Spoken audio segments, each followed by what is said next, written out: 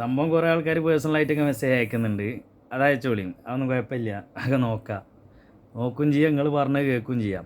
പക്ഷേ കളി കണ്ട നിങ്ങൾക്ക് തന്നെ മനസ്സിലാവും അത് ഒത്തുക്കണോ ഇല്ല എന്നുള്ളത്. കളിയൊക്കെ മൊത്തം ഇരുന്ന് കണ്ട് കളി മൊത്തം ഇരുന്ന് കണ്ടിക്കണ്. പിന്നെ നാണമാനുമാണോടോ നാണമാനോ. ആ കളി കണ്ട നിങ്ങൾക്ക് കുറച്ച് നാണമാനാണ്. വെറുതെ വാട്സപ്പിൽ കയറിയിട്ട് മെസ്സേജ് അയച്ചിട്ട് ഗുണാന്ന് വരണ്ട.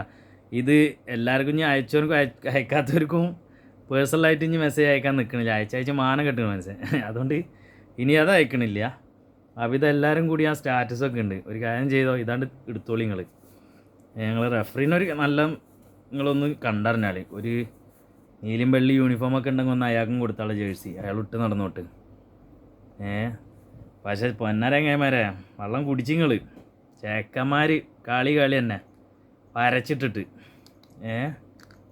ചെക്കന്മാരിട്ട് വരച്ച്. നമ്മളിനി എന്ത് റൂമിൽ ഇതാ ഡ്യൂട്ടി കഴിഞ്ഞ് വന്ന് ഇനി കുഞ്ഞ് പന്തേറ്റ് ഇവിടെ നിന്ന് കളിക്കും. നമ്മളെ പന്ത് തന്നെ അതേറ്റ് ഇനി കളിക്കും. രാവിലെ നീച്ച് ഡ്യൂട്ടിക്ക് പോകും, ഇത്ര തന്നെ ഉള്ളൂ. പക്ഷെ പുറത്തിറങ്ങാൻ പറ്റാ.